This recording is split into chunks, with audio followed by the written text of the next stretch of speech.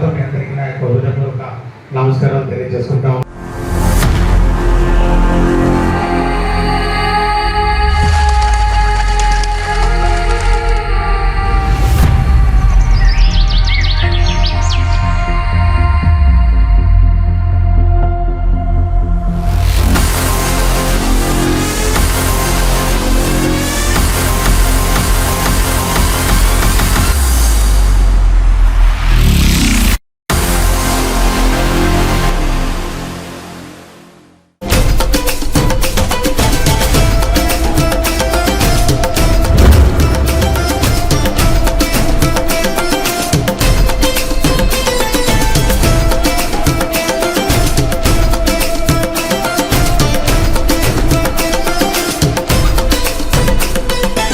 ఇది మన సమాజ గతిని సమతా భావాల వైపు మరల్చడానికి, సంఘ సంస్కరణకు, పెత్తందారి భావాల మీద తిరుగుబాటుకు, రాజ్యాధికారంలో పేదల స్థానాన్ని సుస్థిరం చేసేందుకు నిరంతరం స్ఫూర్తి ఇస్తుందని విశ్వసిస్తున్నాను.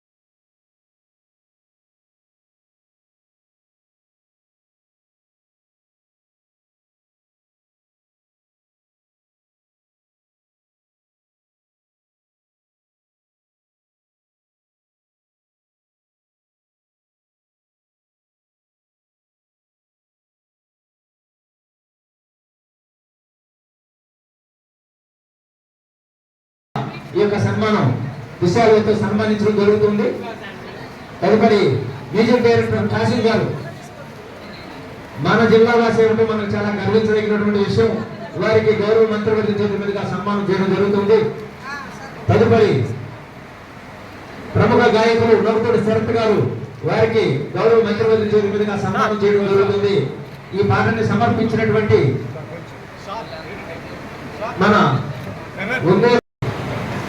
చాలా ఇష్టంగా అంబేద్కర్ గారి మీద ఉన్నటువంటి అభిమానం,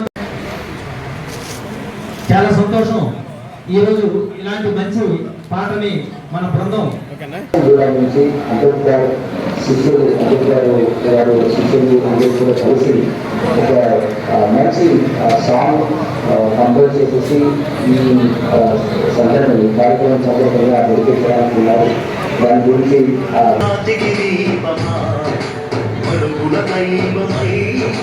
నడిపిన గీతమా భారత రత్నమా జాతికి దీపమా వడుకుల దైవమై నడిపిన గీతమా.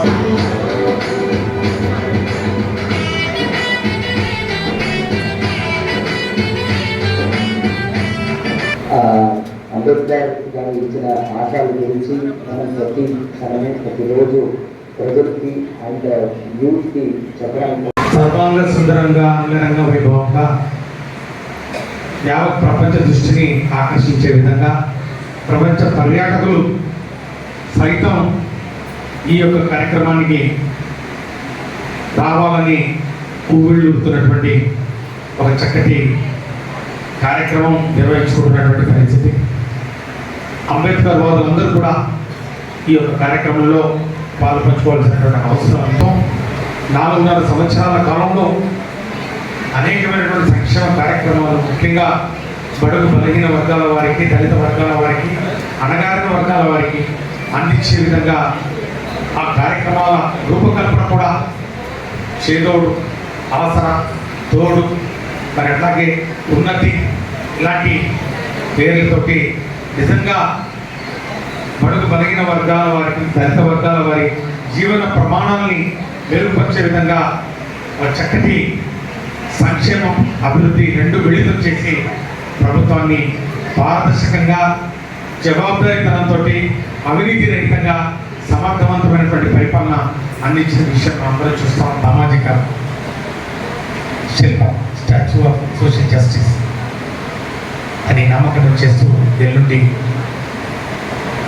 రేపు ఆవిష్కరణ చేస్తున్నటువంటి కార్యక్రమం 19వ తారీఖు జనవరి 19న రాజ్యాధికారం వైపు అడుగులు వేయాలి. రాజ్యాధికారం వైపు అడుగులు వేసినప్పుడే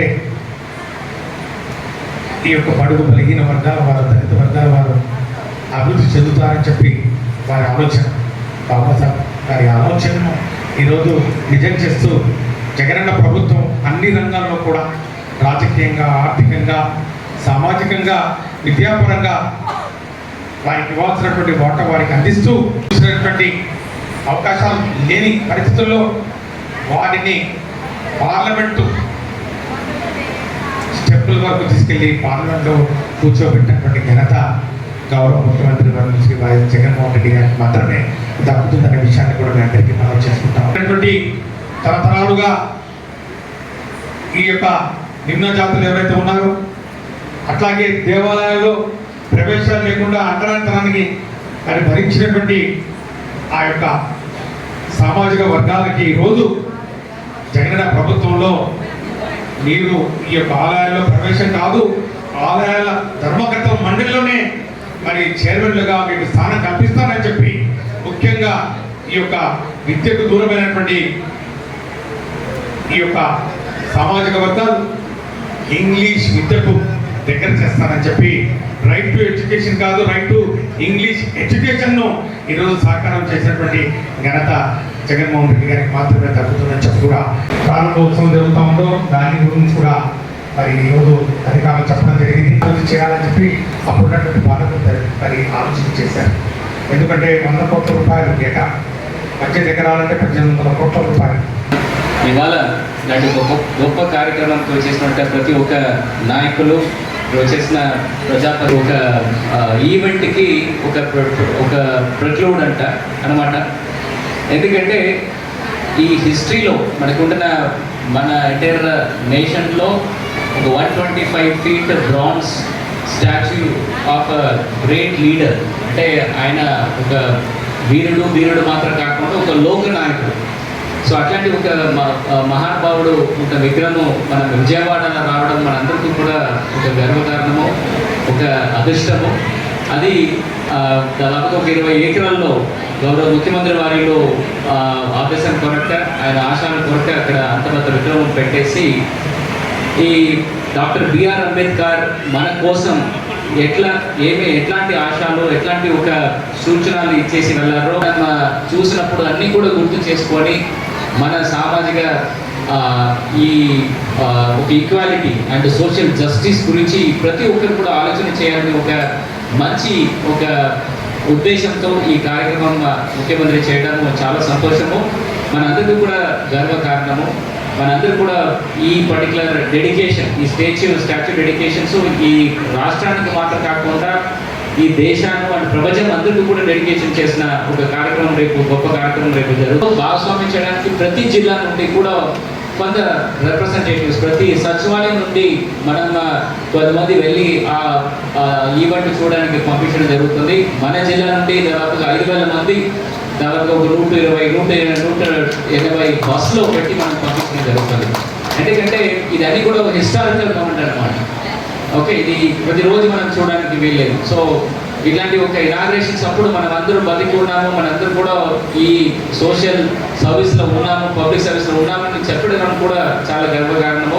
మనం ఇది ఒక నేమ్ పెట్టారు, ఆ లొకేషన్స్ అన్నీ కూడా అక్కడ దాదాపుగా ఒక 3,000 నుంచి 3,000 మందికి ఒక కన్వెన్షన్ హాల్స్ ఉంటుంది. ఒక పెద్ద లైబ్రరీ కూడా ఏర్పాటు చేయడం జరుగుతుంది. దాంట్లో అంబేద్కర్ గారు రాసినది, అంబేద్కర్ గారి గురించి రాయబడిన వివిధ పుస్తకాలన్నీ కూడా దాదాపుగా 10,000 పుస్తకాలు అక్కడ పెట్టడం జరుగుతుంది. ఇనాగ్రేట్ చేసేసి we will dedicate to doctor BR Ambedkar today. Thank you అన్నారు. మనకి స్వాతంత్రం రాకముందు మరి మీకు తెలుసో తెలీదో కానీ ఓటు హక్కు అనేది అందరికీ లేదు. మన తలరాత్రను మార్చే నాయకుల్ని మనం ఎన్నుకోవాలని అంటే ఖచ్చితంగా ఓటు హక్కే ఒక ఆయుధం అనే ఒక నినాదాన్ని రావడమే కాకుండా రాజ్యాంగంలో పొందుపరచడం అనేది కూడా ఒక చారిత్రాత్మకమైన ఘట్టం. ఎందుకంటే మనకి స్వాతంత్రం వచ్చి 77 సంవత్సరాలు అయింది కాబట్టి కాలగమనంలో కలిసిపోయి మర్చిపోయి ఉండొచ్చు. హక్కు యొక్క ప్రాధాన్యత ఈ రోజున అందుకే ప్రతి ఒక్క ఓటు కూడా ఎంతో ఇంపార్టెంట్ అనే విషయాన్ని మరి అంబేద్కర్ గారు ఆ రోజునే తన రచనల్లో రచించడం జరిగింది. అంతేకాకుండా వెనకబడిన తరగతుల వాళ్ళు ఈ రాజ్యాధికారం సాధించాలని అంటే ఖచ్చితంగా అందులో మన భాగస్వామ్యం కావాలంటే మరి దానికి కూడా ఓటు హక్కుతో పాటు మన యొక్క రాజ్యాధికారం చేయించుకోవడం ప్రతి ఒక్కరు కూడా పోటీ చేసే అర్హతను కల్పించేది కూడా భారత రాజ్యాంగమే. ప్రతి ఒక్కరు కూడా మన యొక్క పెట్టుబడి తెలివితేటలు మన నాలెడ్జ్ అనే విషయాన్ని మరి గుర్తించారు కనుకనే అందరికీ అవకాశం. నాలెడ్జ్ అనేది ఏ ఒక్క సొత్తు కాదు. ఎందుకంటే ఈ రోజున మరి ప్రపంచ మేధావిగా పేరుగాంచిన అంబేద్కర్ గారు మరి వెనకబడిన కులానికి చెందినటువంటి వారే, కానీ ఈరోజు ప్రపంచ మేధావిగా పేరు ప్రఖ్యాతులు